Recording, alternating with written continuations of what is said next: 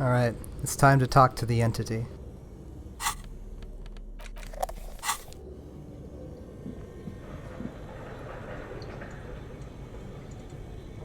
Also, I just realized the flashlight follows your cursor. Very cool.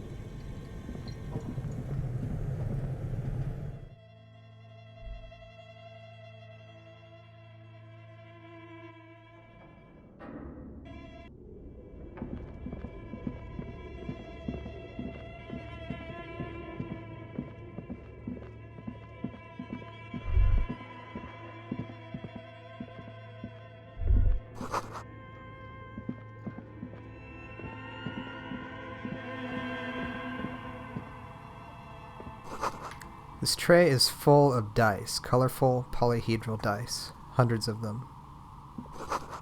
The candy dispenser has been repurposed to contain thousands of dice. Hello, I'm Nia. A bird-like woman sits on a throne of tools with emerald light shining through her hair. Did you try knocking on my window? I must have missed you. I've been listening to my Melius. She taps on her headphones. So what kind of die are you looking for? Could this be the malicious entity? Perhaps it's wise to go along with this masquerade for now. She's got a direct view to the backyard. You should interrogate her about the lynching.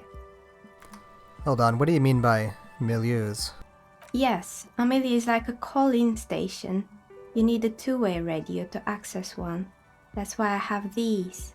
She pats the headphones on the table. Mostly, they just teach you to swear in different languages. But some of the stations can be quite interesting. I was so absorbed, I must have missed you knocking. You must have me confused with someone else. I haven't knocked on your window. Then how did you get inside? By the south entrance? You know what? It doesn't even matter. What matters is that you're finally here. Let's talk dice. Did you have something specific in mind? Why are you asking me about dice? I'm a novelty dice maker. Tell me the name of your role-playing system and I'll make the die you need. That's why you're here, yes? Role-playing games? You know the one made by Fortress Accident. Does that count?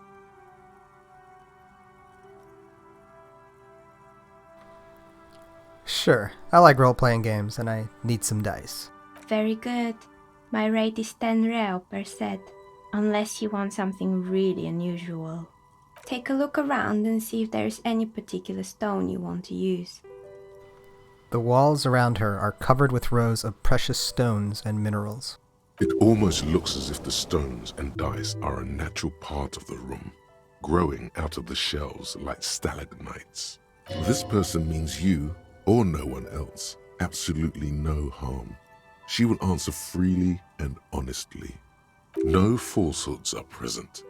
She's a novelty dice maker and doesn't have anything to hide. Ask what you need. How did you become a dice maker? How did I become one? It was a business decision. I was a regular jeweler at first, but that's an unfocused field with too much competition. Some of my friends were role players. They asked me to make some polyhedral dice out of cobalt. That was my first order. I grew it from there. Do you like role-playing games yourself? Not especially. I like working with rare materials and a steady pay. And role players as customers? They're nice people. Some of those nice people have big bucks to spend on novelty items. She's thankful for the security they provide her. Okay, I'd like to order a die from you. Of course. Tell me what you have in mind.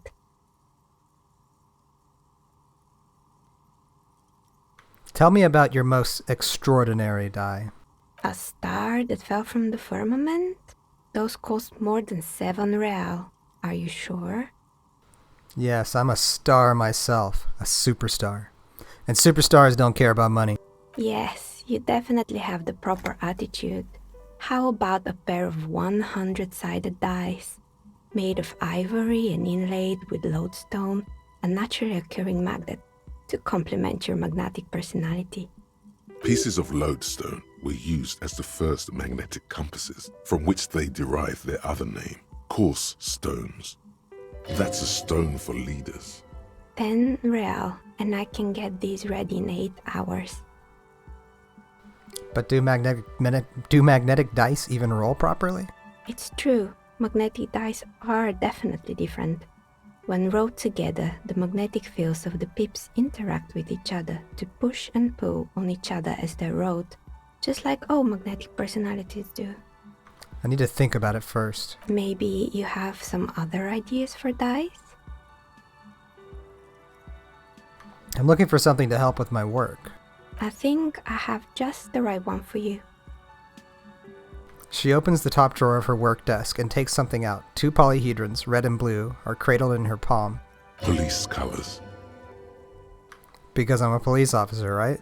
Not the most original, I know. But sometimes the obvious choice is obvious because it's best. Here, catch. They're a gift from me. A beautiful woman tossing you a gift. Whatever you do, don't overthink it. You overthink it. Your hands can't agree what to do, and the 2 dice drop to the floor and scatter in opposite directions, like pearls from a broken string. The blue one disappears down the pit in the center of the room. Ah, down the drain, like your career. I apologize, officer. That comment was unnecessary. Pick up the red die. That one is made of bloodstone with a lapis lazuli inlay. The other one was the inverse. They were a set, you see, but now the set is broken. It's a shame. They might have brought you luck. And you definitely need luck in Martinez. She closes her desk drawer. Is she pitying you? Good God, she's pitying you. Now, was there anything else? Of course. Tell me what you have in mind. Just a normal die for me, please. Very regular. A normal die? I'm a novelty dice maker. I don't make normal dice. What do you do then? Polyhedral dice. Dice that have more than 4 sides. Octahedrons, trapezohedrons, dodecahedrons. But also barrel dice and teetered and bows. Come on now. Be a little creative. I'm sorry, I don't actually know what die I want. How about an amber die? Amber? A poor man's gold? Who told you amber was cheap? It's beautiful, really, and has been treasured since the ancient times.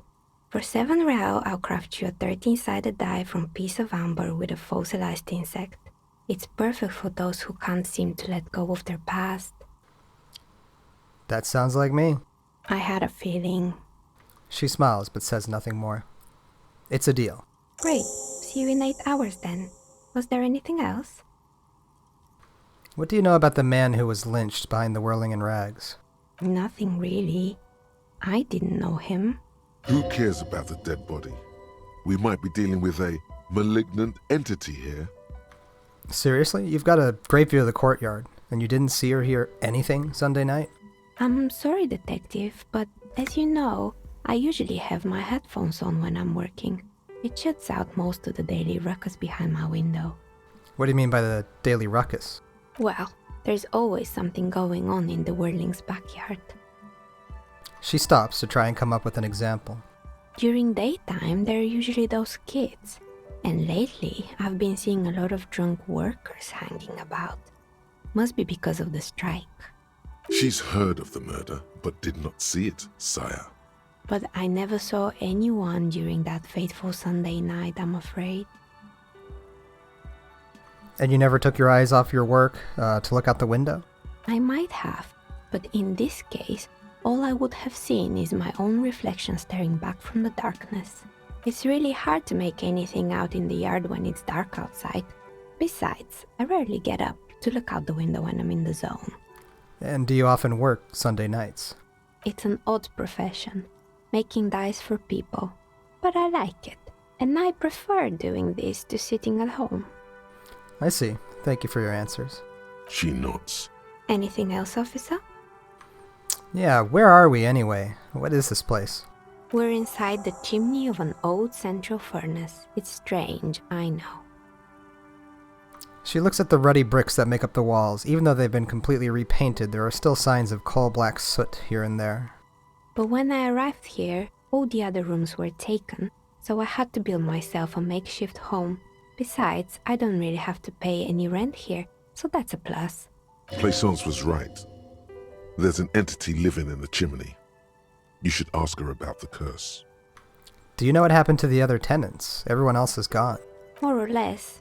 Are you interested in anyone specific? Oh, quite a lot of them spring to mind. There used to be a hair salon here, right? Yes, I think it was called Androgynous Orlando or something similar. They weren't a big hit around here.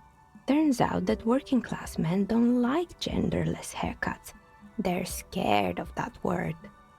A bit of experimenting every now and then isn't bad. What's wrong with a bit of experimenting? The customers should have been more open-minded.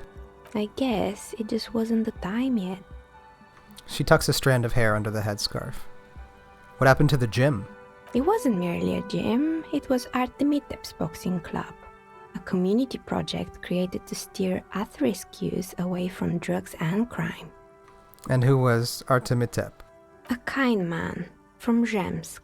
I heard he had some trouble with the law when he was younger, and that's why he wanted to start the gym, as his way of giving back. Maybe that's what Kuno needs, a community-centric boxing club. Kuno? Who's Kuno? He's the little ginger gremlin who likes to defile dead bodies. Oh yes, you mean the kid with the sailor's mouth. Yes, I've heard him yelling profanities in the backyard. She looks out of the window. It's oddly quiet there at the moment. I think it would take more than a gym to help that kid. How did that community project work out? It didn't. If anything, it made the youth situation in Martinez even worse. At some point, someone started a rumor that the punching bag downstairs was full of amphetamines. It's not really full of that. No one would store their drugs like that. Eventually, the coalition took away the funding and the club went bankrupt. This was a few years ago. It's gotten much more peaceful around the plaza ever since. What's up with the broken windows? Oh, this one's a mess. There used to be a company that promised to repair windows 24 hours a day. What could go wrong with this one, right? Turns out, the business was actually set up as a front for an illicit group that was producing snuff milieu. Who would have guessed? What's the snuff milieu? And they never cleaned up the debris either. Now it's just littering the hallway and I have no idea how to get rid of it on my own. Cool. Very cool about the debris. But what's a snuff milieu? It's a sub-rosa radio station that broadcasts real murders with real victims. Some people pay good money to get off on it. Nothing changes in her tone as she says that, as if it's just another piece of information to lay out for the world. Wait, people do that? People do that. I believe the ICP got them. They have a special division that deals exclusively with sub-rosas. It's the Copperpedia reporting in. ICP stands for International Collaboration Police. In any case, I don't think it's your job to worry about what happens on milieux. I probably shouldn't have even mentioned it. Things like that are better forgotten. Did someone here make stuffed animals? I saw mounts lying around. You mean Mr. Fabron, the taxidermist? No, he mostly just did drugs. Anything else? I found creepy mannequins. There used to be a fashion atelier here, but I have forgotten the head designer's name. They were doing well for a couple of years, until the insect rights activists came. I didn't know insects had any rights, or activists. Yeah, the atelier didn't know it either. They produced a certain collection that used chitin among the materials. Apparently chitin is made in the Occident, where it's extracted from beetle wings. And you know how all kinds of political movements are big in the Occident. The activists shut down the biggest chitin supplier, which of course caused the price to skyrocket. And, naturally, all the most fashionable tastemakers refused to be seen in chitin from then on. The atelier went bankrupt before they could finish the collection. I'm glad someone took care of the little guys. I like insects. Really? Anyway, Poor guy. Suddenly, you get a feeling that insects are important to the case somehow. It's hard to say why. What's with the rotor blades and skis? They were made by a company called Slipstream. After they pivoted from making rotor blades to skis, their chief executive took off on a vacation with all their money. She rests her chin on her hand with an impish smile. Honestly, I think it's quite funny. I think he's still sending out holiday transmissions from Tulula or Tiumotiri or Hashtkor or wherever he is. Interesting. What do those transmissions say? The usual, I imagine, that he's been thinking up all kinds of new business plans and can't wait to get started on them just as soon as he returns. She laughs and turns around in her chair. But Slipstream is history now. All their remaining assets got seized by the bailiffs in 47. I have no idea why those keys and blades are still lying around in the house. They were just the props. Why return them? I found a strange machine. Fortress Accident, the radio game studio. She closes her eyes as some remnant of a memory lights up her face. She liked them. They were an interesting bunch. We talked about role-playing systems every now and then. Once, I even saw two of them get into fisticuffs over Wirral. That's understandable. Fantasies are serious things. The mind is the drawing board of history. They certainly took their work very seriously, even if they seem to be chronically liberal with their schedules. What do you mean, liberal? What happened? The usual. They ran out of money and couldn't get the project done on time. What went wrong? Well, I did hear them talking at times. She looks at the hallway as if she can still hear them chit-chat behind her curtains on a cigarette break. They seemed to believe they were historical individuals on some grand quest. She sounds almost mocking when she says that. From what I've seen so far, the project did look quite impressive. Yes, but when the money started to run out, they just began to complain a lot about capitalism. You know, how the markets are rigged to keep out new businesses and so on. In the end, they just didn't get it done. They didn't have enough willpower to produce something truly historic, and to show up to work on time. She's right. Showing up to work on time is important. That's too bad. I would have supported them. The project looked great. Not the wisest decision. You would have lost all your savings. She tosses a pair of dice on the table. One of them stops near the edge of the metallic desk. The result is 1 on a 20-sided die. The dice is black and filled with little silvery flakes, like snowfall. Anything else? There was a terrifying taxidermied bear in the cellar. Oh boy, the fabled Revachol ICT. You're in for a treat here. She smiles and leans closer, hands on her knees, like a stand-up comedian ready to tell a story. The place was owned by two guys who had some rather innovative ideas about marketing. The bear was one of them. Now ask me about their other ideas. Indeed. What were the other ideas? Alright, what about the other ideas? There was really just one, and it involved picking out the prettiest girls in the neighborhood and paying them 20 cents per hour to man the booth. And by man the booth, I mean slump behind the counter with a face that could maim you if you ever dared to disturb their bored magazine browsing. She leans back, disapproving. Sounds like she really didn't like those girls. What do they expect? 20 cents per hour is dog's pay. I'm surprised they showed up to work at all. Oh, but they did. They did show up to work, and not alone. There were also acne-ridden girlfriends and gorilla-like boyfriends loitering near the ice cream stand. And they already had the bear. She closes her eyes as if remembering something painful. What about the bear? The bear. She repeats, pressing thumbs into her temples like trying to suppress a headache.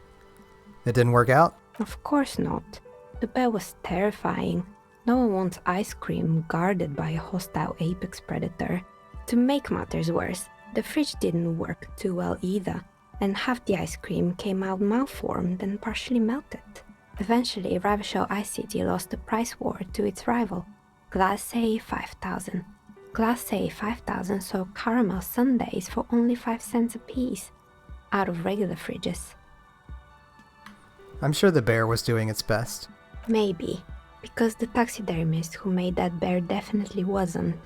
Doing his best, I mean. How come? He said that the bear was his vision beast. He said he met his vision beast while high on desiccants. Called it Megatherion.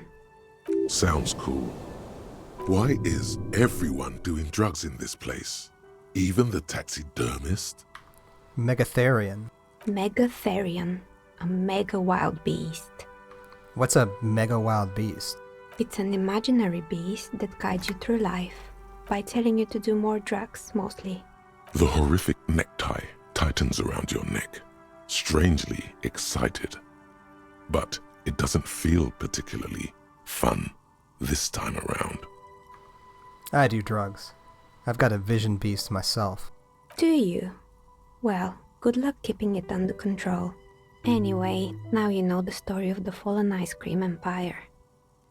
She seems almost sad finishing the story. Some dust beams swirl in the afternoon air. Her eyes follow them idly. Anything else? Another failed business, perhaps? I've been here for a long time. I found the building's intercom, but it's not working. Oh, right. I hope you didn't try to ring me. I think none of those doorbells work, including mine. I'm still in the middle of connecting the wires. Sorry about the confusion. The doorbell with the empty name card must belong to her then. So you're telling me that the doorbell with the empty name card was yours? That's right. I haven't even written my name there. As I said, it's quite useless right now. It doesn't work yet. I was wondering about the Whirling in Rags. Is it part of this same building complex? You could say so. Both houses were built at the same time and under the East Delta Commerce Center project. That explains why you can call the whirling from the intercom, albeit I doubt that anyone responds. If the whirling is part of the same building, then it's part of the doomed commercial area. The darkness of this place is there, too. I saw a name, East Delta Pinball, on the doorbell. Right, it used to be a gaming arcade. This is an ancient failure, before my time. I'm not surprised, however. My advice? Don't base your business on a fad. Hypnotism, floriography, trick-track, especially pinball. A strange thing happened when I tried calling a company called Slipstream SCA. Someone answered. It can't be true.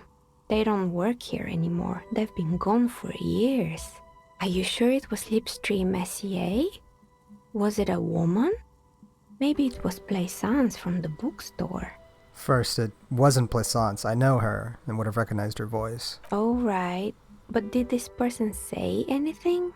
She still sounds skeptical. She says she was from Tricentennial Electrics. Tricentennial Electrics? There's a moment before she recognizes the name. It used to be a major electric company 100 years ago. Are you sure it wasn't just some kids playing a prank on you? No, it was something else. It was eerie. It was too real to be just a prank. Either we're dealing with a professional actress, or...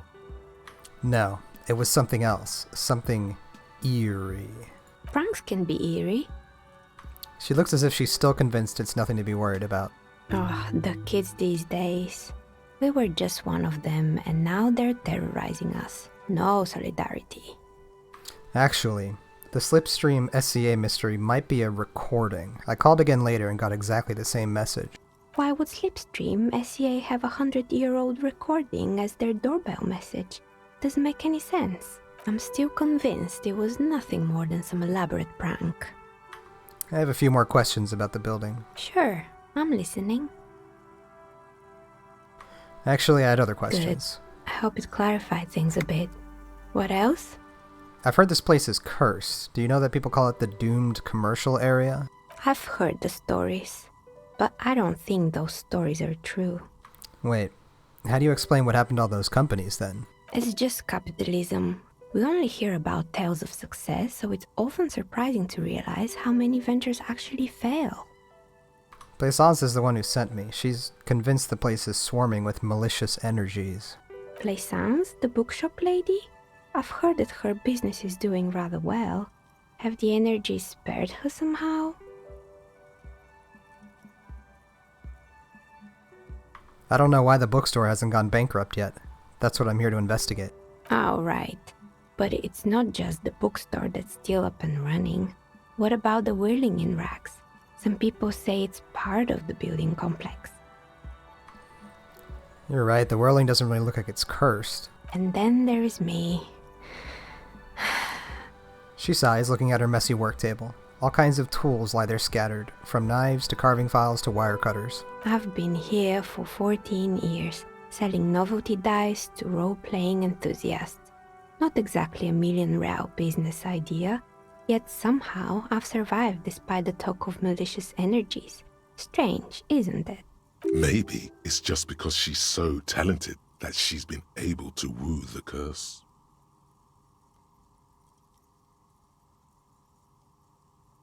It's because you're competent and dedicated to your craft. The curse doesn't affect people like you. What, so the curse only affects people with poor work ethics? What you're describing isn't a curse, it's capitalism. Time has come to face the source. Fear not, for the forces of the universe are supporting you in this psychic quest. I'm starting to see that there is no curse, only business decisions and natural market fluctuations. Exactly. Truth is always so disappointingly mundane and boring. But I'm glad we got this sorted out. Anything else I can help you with today? That's all she has to say on the subject. She's been thorough and truthful, as far as we can see. Plaisance is not going to like what you have to tell her.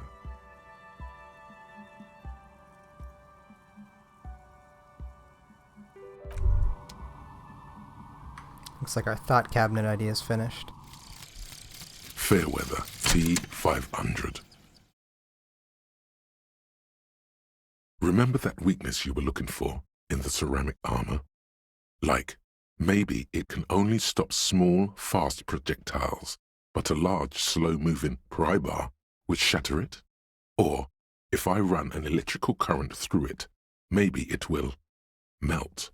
Or, personal favorite, frequency something something radio weapon? None of that would work. You need to shoot the part of the enemy that doesn't have Fairweather T500 on it, because the armor itself is invulnerable. Good news is, so are the armor pieces on you. Bonuses +2 hand-eye coordination against enemies in FT 500 armor. Advanced race theory. Everything is calm in the eye of the race storm. Your mind is lucid and bright. The mind-bending phylogenetics appear more distant and, to be fair, a little ridiculous. The great race mystery has cleared up. All that's left to do is verbalize your thoughts. Go and talk to Measurehead about your newly found insights. Bonuses, learning cap for rhetoric raised to 5 and +1 conceptualization. The mystery is mostly aesthetic.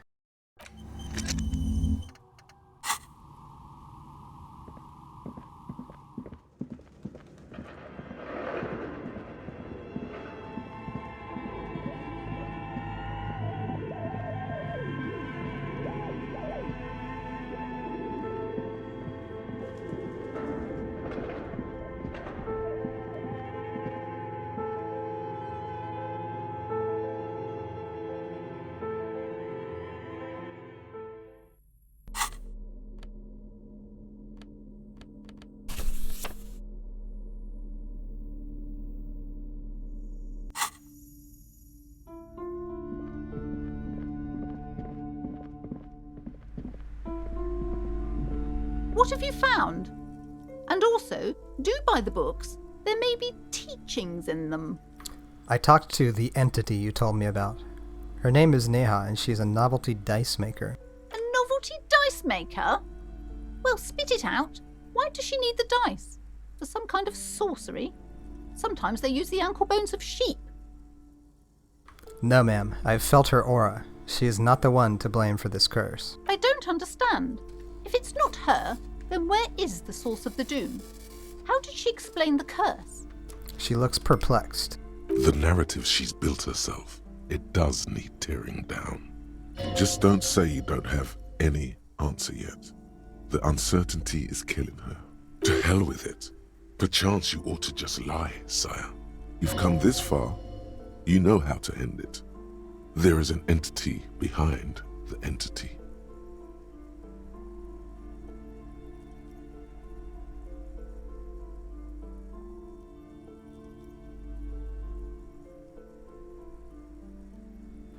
There is another entity, more malignant, pulling the strings in Martinez. Perhaps in my travels I will cross paths with it. A third order presence, yes. She lets go of the pendant. A great, dark relief washes over her. I've heard of these triactors. In certain occult literature, that's too dark to dwell on for too long, and definitely not in public. She gestures for you to be silent. I understand everything, sir. Thank you for your descending into the maelstrom. I will keep fort up here, strengthen the wards, do my best. And if you happen upon the third entity in your travels, may the Lord be with you. She performs an X-shaped cross on her chest.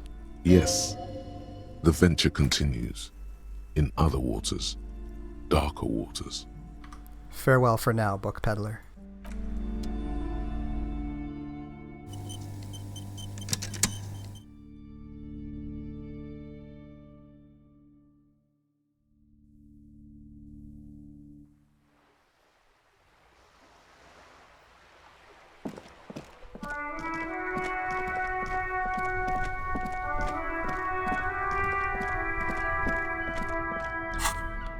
So I just realized a moment ago that I can now equip my ledger, which is now called the Ledger of Failure and Hatred, for +1 to Inland Empire and Empathy, -2 to Authority.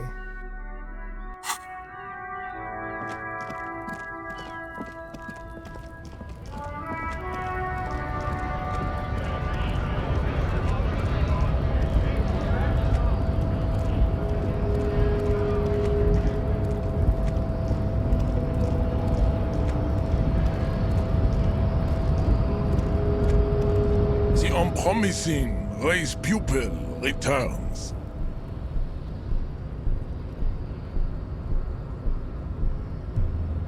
What are those tattoos of yours supposed to mean? Racists are generally not very good examples of their race. He gestures towards the lorryman down the street. I am not like them. I am craniometric perfection. I have taken the trouble to permanently draw a phrenologic grid on my skull and features. This should dispel any doubt. You sure I'm not craniometrically superior to you? You exhibit forward projection of the jaw, indicative of schizophrenia and sexual inaccountability. From a purely aesthetic standpoint, the dimple in your jaw makes you look like a baby. This is not craniometry, just an observation. What else? It is impossible to see any more of your bone structure. It is covered in the ravages of Al-Ghul. From what remain of your features, I can see fleshy lips, baldness of the head, and long arms relative to lower limbs.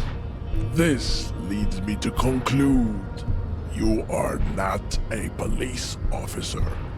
You are a common criminal, an offspring of murderers and sailors from Sur la Clé and Vesper, and possibly even the degenerate sheep herders of Ubi.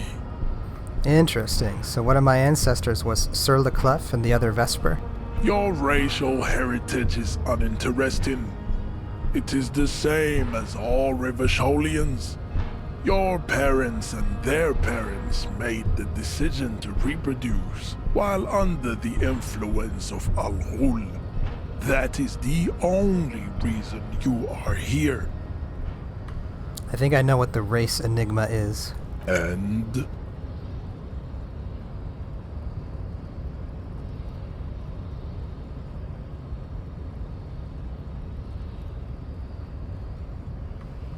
It's whatever you want it to be. It's a free association language exercise. Degenerate, race hero. Look, babe. When confronted with the harsh truth of his demise, the melancholic academician starts fiddling his own genitalia. His bald spot betrays that he is a compulsive masturbateur. That's disgusting, Jean. The young woman's face crumples up in displeasure. It is. Beneath the veneer of academic jargon, the liberal theorist is a beast, a sexual maniac, and a deprived nihilist. Life is a game to him. Words are meaningless. No one is accountable for anything. Nihilistic sex maniac. I take pity on your urges. You clearly want to enter the harbor bad, like a little boy who wants to go on the potty. I can press the button for you. It will open the door. That's all I wanted. Very well. You may enter the door once. Our race conversation here has concluded.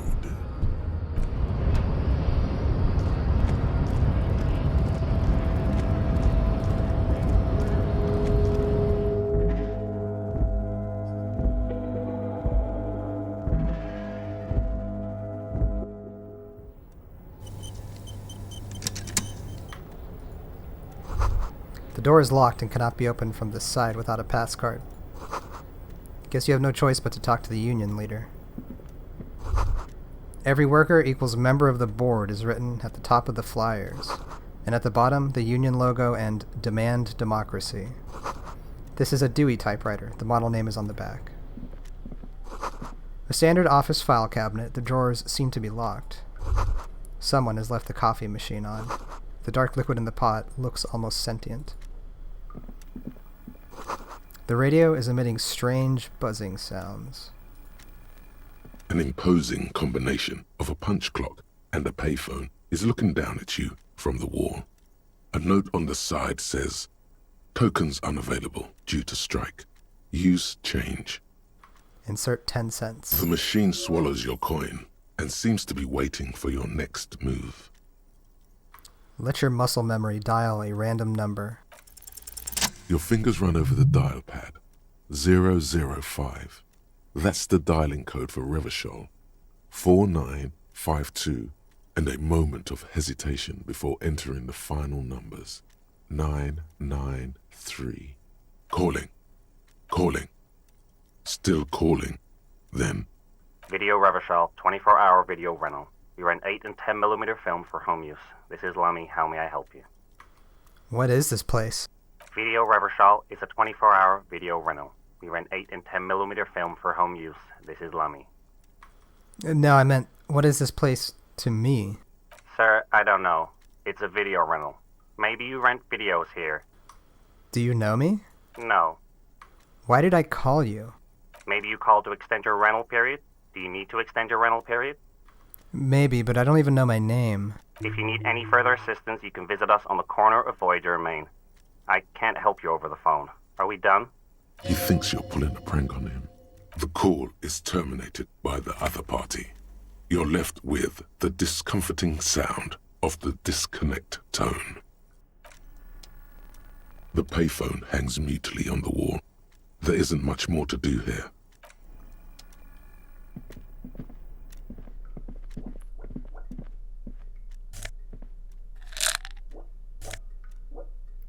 Some healing items and office shades, +1 visual calculus, -1 drama.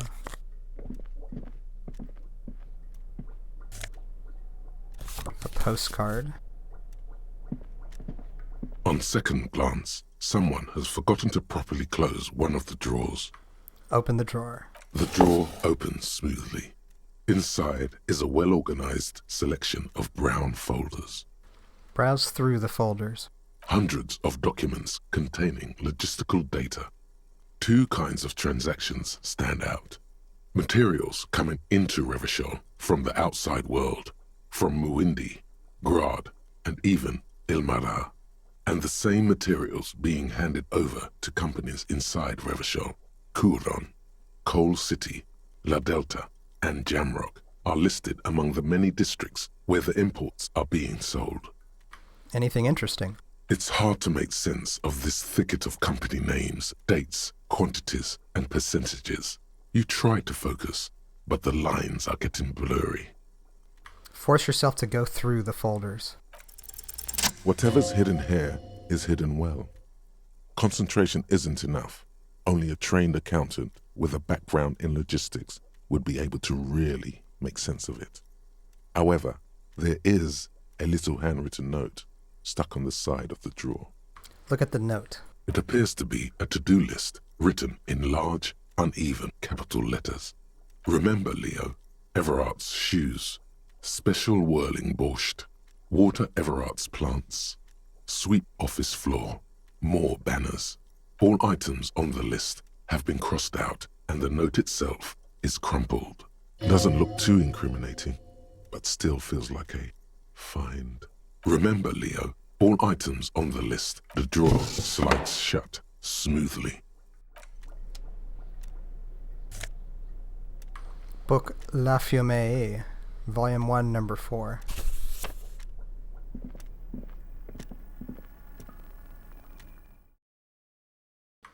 We'll take a look at that book a little later.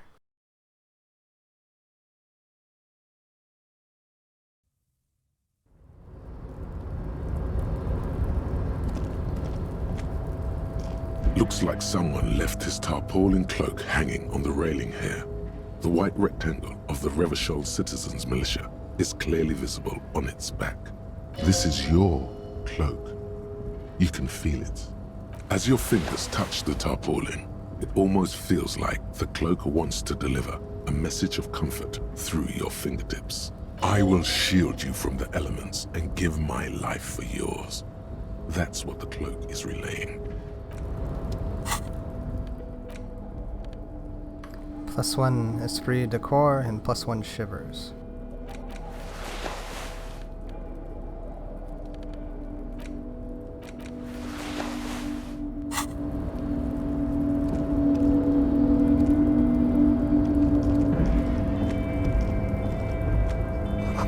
Collecting rainwater.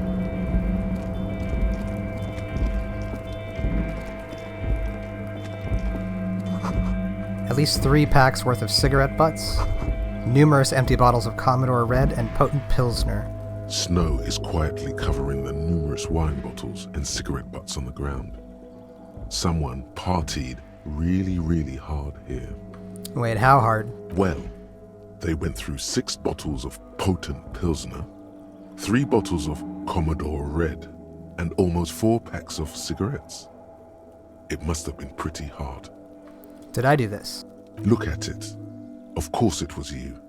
You parted here. Yeah, we did, Bratan. And from the looks of it, we had a hell of a time. Hell of a time, Bratan. I must have been on an advanced scouting mission in the harbor. Oh, so advanced. Deep in the enemy territory, getting fucked up right under everyone's nose. High on life and adrenaline. And alcohol, apparently. I'm very proud of you.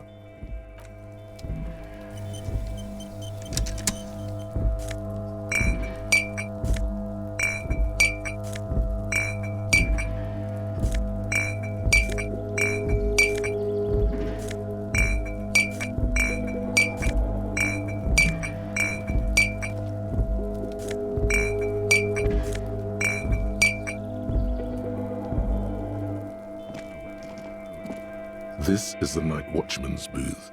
The name on the door reads, René Arnaud. You need to rest. Your body is aching. Getting in here has taken something out of you.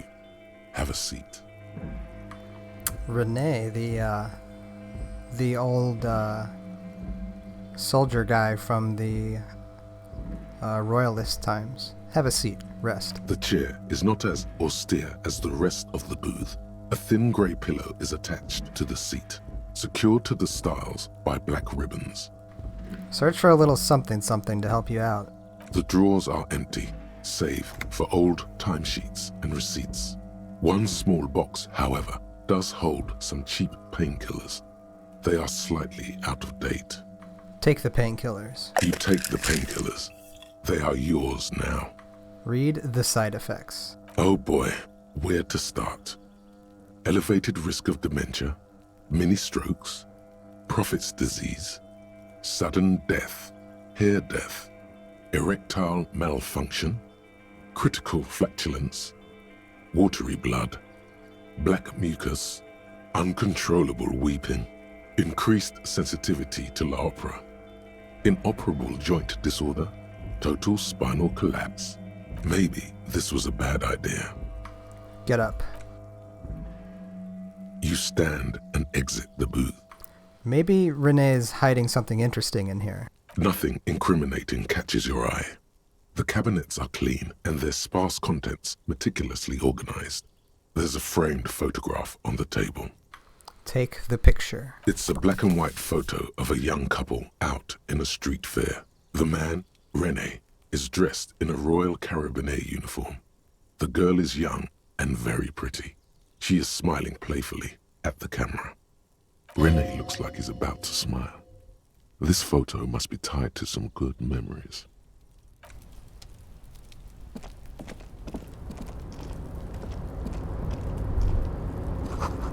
All around you, great machines and quiescence.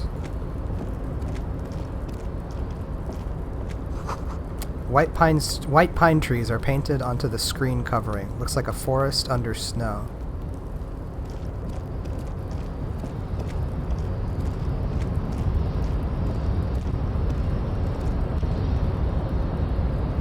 A rusting control panel with several knobs. 2 buttons marked Marche and Arrête are faded with use. It seems to control the large crane above. A container is attached to its hook block. Marche. On. Arrête. Off. Press Marche. With a loud grind, the crane shifts overhead, moving a massive metal container through the air.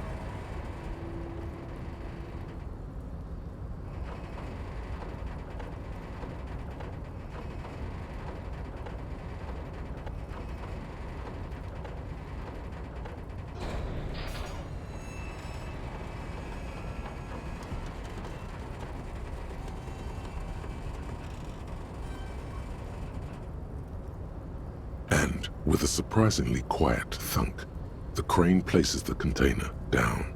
This crane was built with a purpose, which has now been fulfilled. To move this container. What's inside the container? Who can say? All you know is, it's special.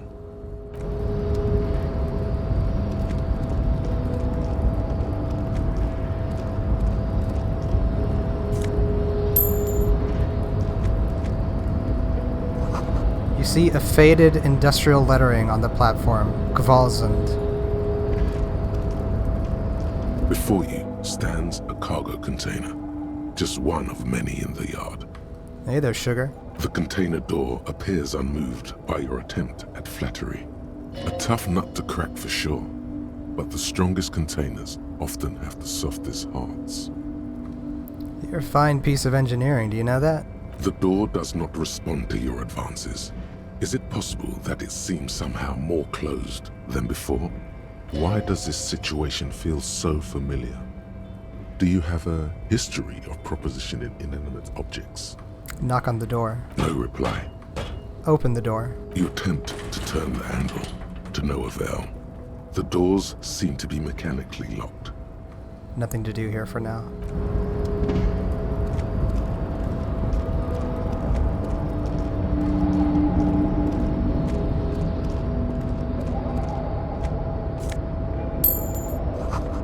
This speaker tower is silent. There is no work to organize in the yard below.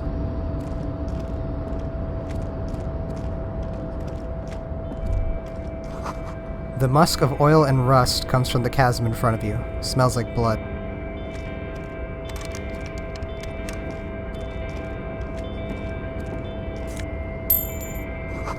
Industrial-sized thermos. Smells like burnt coffee.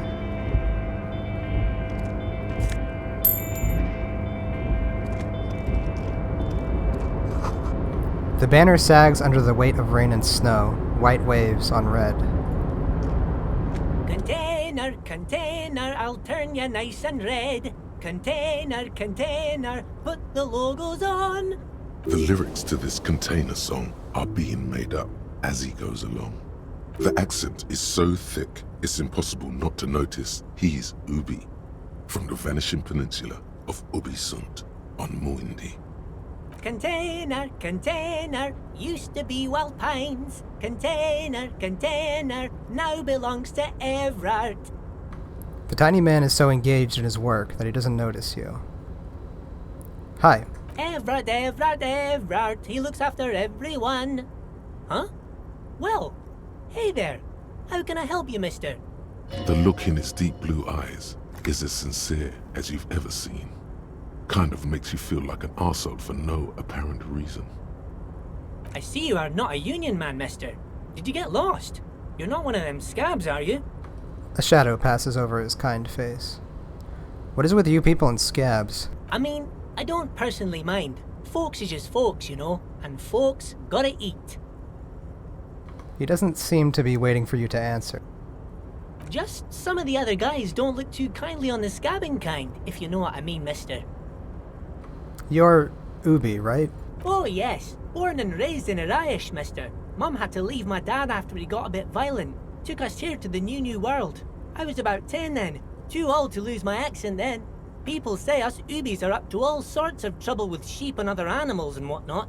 I just want you to know there was never any of that where I come from. No sir, those are just nasty rumours.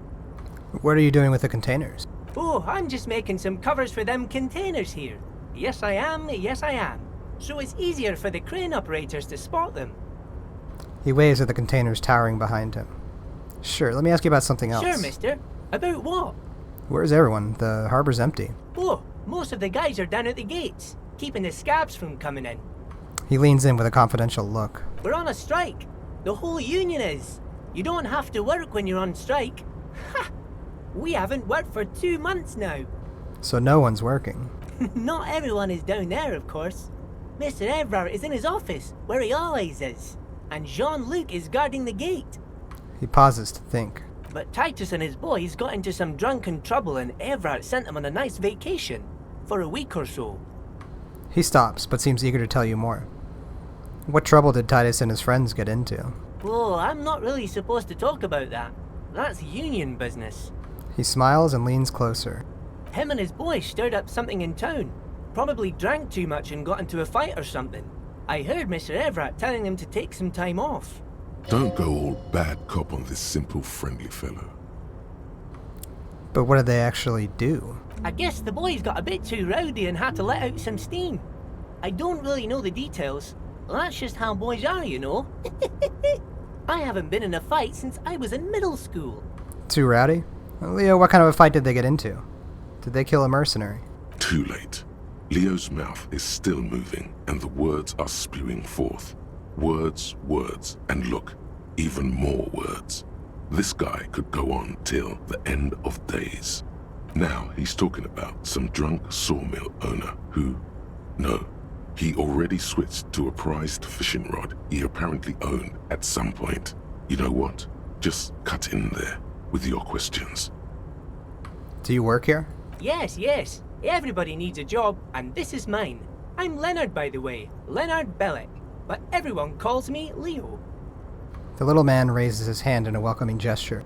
I'm like Mr. Everett's right-hand man when Mr. Edgar is out of town, and Mr. Edgar's right-hand man when Mr. Everett is away. Actually, Miss Beaufort is the right-hand man, but she's a lady. Who's Miss Beaufort? A real pretty lady with a skin like those Douai Sucre candy bars my missus likes so much. Them are real nice to suckle on once the dinner is done and me and the missus sit down beside the radio. But I can't listen to the radio all the time. There's so much to do around here and I'm always busy keeping things running here. Yes I am, yes I am. Stay on this Miss Beaufort topic. Hold on, who's this Miss Beaufort you mentioned? Oh, Lizzie. She is a real sharp tool. Mr. Everett put her through some fancy school and everything, east of the river. 4 years she was gone, and when she came back, she was all fancy and lawyerly. He respects that word. That's obvious. But she's a real nice girl. Grew up in this here neighborhood. Knows everybody and gets along with everyone. Real pillar of the community one day, I'm sure. For a fraction of a second, there's sadness in his eyes. If me missus and me was to have a child, I'd be real happy if she turned out like her. But she can't have kids. Dr. Lemaitre said so, and she knows about such things. Been a doctor for almost 50 years, she has. He sighs and falls silent, watching you meekly with his blue eyes. Law school? Could she be talking about the union fixer, aka the gardener? Okay, so this is the union fixer, the gardener? I'm not sure what a fixer is, but she is a real nice girl. Smart as a whip, too. The little guy smiles a disarming smile at you. Telling the gardener you know her name might throw her off. Perhaps something to consider later. Are you the Leo who wrote the note to make more banners? Oh, yes, yes. I leave all kinds of notes for myself. That old head of mine ain't so good at keeping things in no more. I almost forgot about the borscht. What was that about the borscht? Oh, yes. I've been taking special whirling borscht to the men every day since the strike started. It's very, very good. Makes a man feel so warm and happy. I feel like I could take on Mr. Renadan's boar dogs every time the lunch is done. What do you mean by taking the soup to the men? Is it for striking? Yes, yes. I'm taking it to them. The borscht keeps them happy and in fighting spirits. Makes you all warm inside. They brew it in the whirling in rags. Hold up, who makes it at the whirling? Oh, the whirling's cook. He makes it. Them is always talking with Mr. Manana in that weird language and laughing together. He doesn't speak what we speak. He's from Grad. Something's off about this borscht. I'm gonna look into it. Oh, sure, mister. Sure. You do that. Yes, sir. What's in that container over there? Pointing to the container suspended from the crane arm. Oh, that one. That should be empty as far as I know. Lots of containers here have nothing in them. They're just waiting to be loaded up. I'm looking for the leader of the Dock Workers Union. Oh, you want Mr. Everett then? He's an awfully nice fellow, he is. Him and his brother are both nice fellows. They've lived their entire lives in this here neighborhood. Guys like Mr. Everett and Mr. Edgar, his brother, are real good guys. Made Martinez what it is today. Mr. Everett and Mr. Edgar and I went to the same school we did when we were boys. He's an Elio. I just want to know where I can find this man.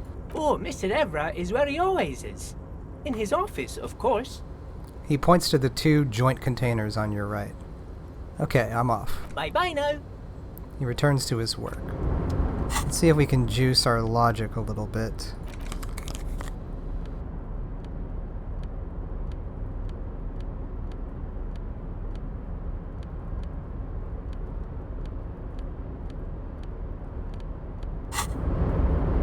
Oh, hey, mister.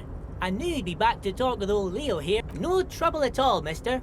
No trouble at all. Oh, I'm just making some covers for them containers here. Yes, I am. Yes, I am.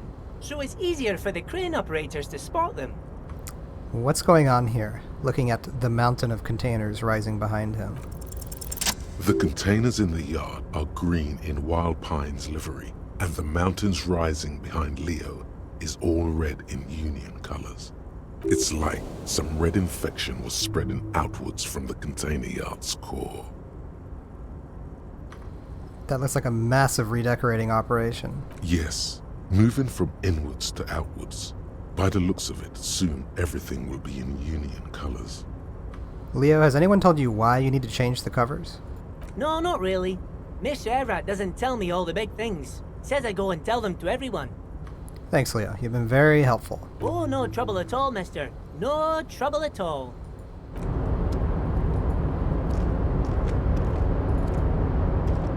Alright.